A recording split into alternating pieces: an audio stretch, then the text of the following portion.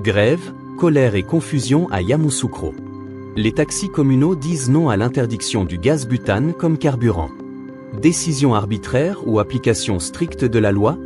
Que dit réellement la réglementation ivoirienne sur l'usage du gaz butane dans les véhicules de transport? Abonnez-vous, likez et partagez. En Côte d'Ivoire, Marius Komoué, rouler au gaz est interdit. Marius. Formellement interdit. Formellement, et j'insiste là-dessus, il faut que nos transporteurs comprennent que cette grève aurait pu avoir gain de cause si d'ordinaire nos dispositions légales n'interdisaient pas l'usage de gaz butane dans le transport en Côte d'Ivoire. Je dis bien dans le transport ou même pour les véhicules tout court, parce que la loi ne précise pas exclusivement que dans le transport. Parce qu'au final, le gaz butane est subventionné par l'État. Cela découle d'un accord tacite entre organisations de consommateurs, organisations de transporteurs. Ce qu'ils oublient, c'est que les syndicats étaient assis à la table de discussion. Les commerçants étaient assis à la table de discussion. Et moi, comme moi qui vous parle, j'y étais. Et nous étions sous le régime du président Laurent Gbagbo quand cette décision a été prise. Et donc, le gaz a été subventionné à hauteur de, pour le gaz de 6 kilos, gaz butane, utilisé qu'on appelle communément FETU, ça coûte 2000 francs. On est convenu à ce que des grâce à la subvention. Grâce à la subvention, le prix reste à 2000. Sinon, dans les faits, aujourd'hui, on devrait payer cette bouteille de gaz de 6 kilos, le FETU, à 4000 minimum. Si vous prenez la bouteille de 12 kilos sans la subvention, on se retrouverait à payer entre 8000 et 10 000, comme au Sénégal, au Mali, au Burkina. C'est le prix aujourd'hui de la bouteille de 12 kilos dans ces pays-là. En Côte d'Ivoire, l'État subventionne de sorte que cette bouteille de 12 kilos, qui est utilisée par les ménages pour la cuisson, pour les besoins de la maison, coûte 5200. 5200.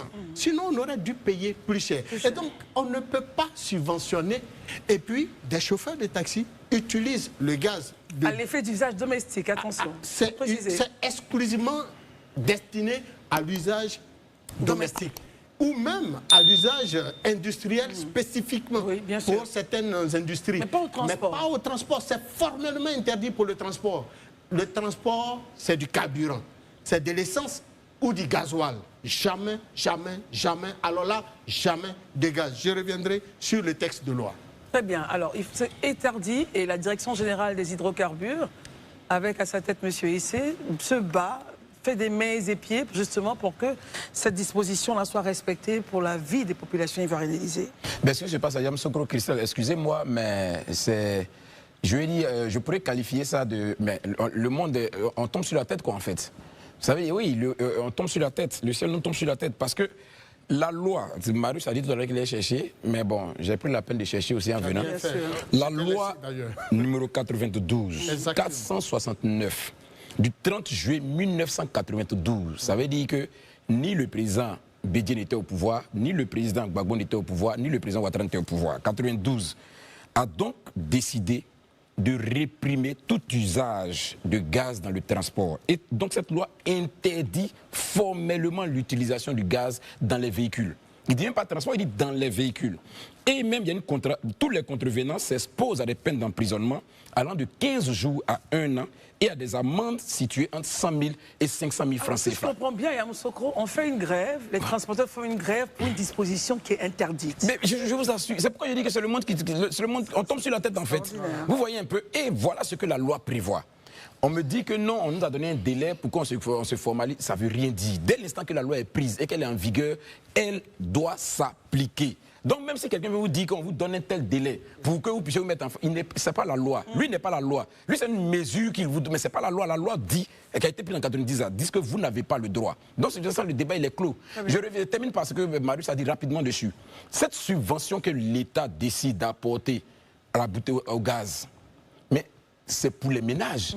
Parce que l'usage du gaz, c'est pour les ménages. Donc l'État estime donc que pour aider les ménages, au lieu qu'on leur fasse payer ces prix qui ont été cités par Marius, c'est-à-dire 4 000 pour la B6 et 10 000 ou 12 000 pour la B12, voilà ce qu'on décide. Nous, État, on va prendre quasiment la moitié pour que les ménages puissent entrer en possession de cette bouteille de gaz.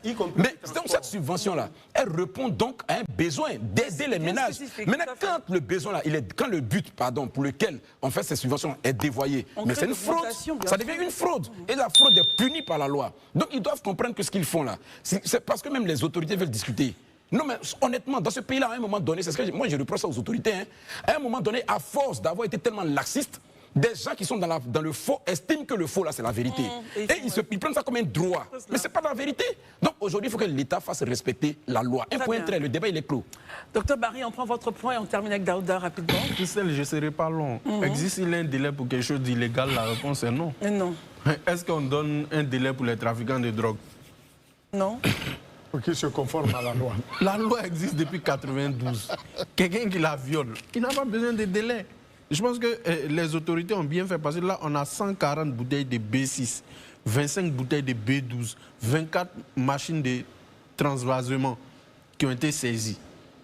Pour une ville comme Yamoussoukro, qui n'est pas Abidjan avec ses 6-7 millions d'habitants. On dit qu'il n'y a pas qu'à Yamoussoukro, hein. On parle de Yamoussoukro. Justement, la dernière fois qu'on faisait l'émission, moi j'ai reçu un message en privé ici où on citait pratiquement toutes les grandes villes de l'intérieur. Voilà.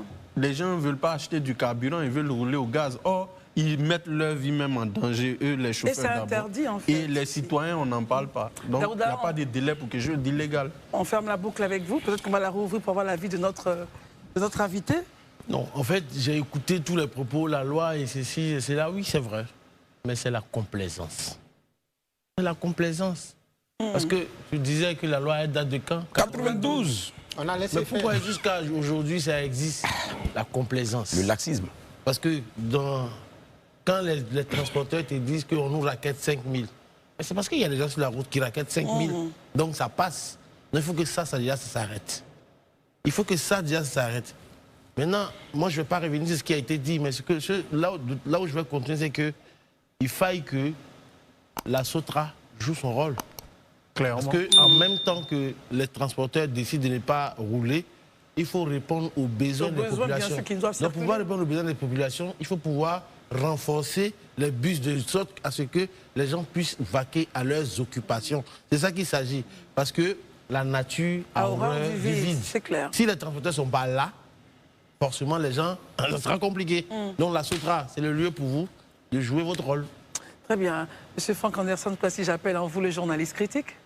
Non, mais j'ai écouté avec beaucoup d'attention les commentaires des confrères ici. Je ne sais pas ce que je peux ajouter. Tout est bon. Non. C'est une disposition qui est prise par l'État de Côte d'Ivoire. Et moi, je me range toujours du côté de la loi. C'est clair. La loi doit être appliquée, tout simplement. Merci beaucoup. Rapidement, Je voudrais Marius rappeler que, contrairement aux ménages qui utilisent par exemple les bouteilles de 6 kilos ou de 12 kilos une fois ou 2 fois dans le mois, avec un taxi, on utilise une bouteille, par exemple, de 4 bouteilles par jour. Une bouteille de 6 kilos, ils peuvent utiliser 4 bouteilles par jour. Et si c'est 12 kilos, ils peuvent en utiliser souvent 3 bouteilles par jour. Et cela au détriment des caisses de l'État et des ménages. Et ça, on ne peut plus continuer à l'accepter. Il faut formellement interdire l'usage du gaz dans les véhicules de transport. Je pense qu'il faut sortir des questions d'argent. C'est ça. C'est la vie des gens qui est en danger. Oui, effectivement. Oui. Parce que quand tu dis 2 000, 3 000, tout et tout, ça donne l'impression que non, c'est la vie des gens. Ça doit s'arrêter. Et la SOTRA doit jouer son rôle. Tout à fait. Dans tous les cas, comme Daouda l'a dit, la nature a horreur du vide. On espère que d'ici là, les mesures seront prises pour que les populations, dans tous les cas, à tout prix, mille prix, puissent se déplacer et vaquer à leurs occupations. Et que les chauffeurs auront entendu raison. Il faut aller tout doucement, messieurs les chauffeurs, parce que déjà, il y a une disposition qui interdit cela. Allez-y tout doucement. Merci d'être resté jusqu'à la fin. Donnez votre avis en commentaire. N'oubliez pas de vous abonner, de liker et d'activer la cloche de notification pour ne rien rater de nos prochaines vidéos.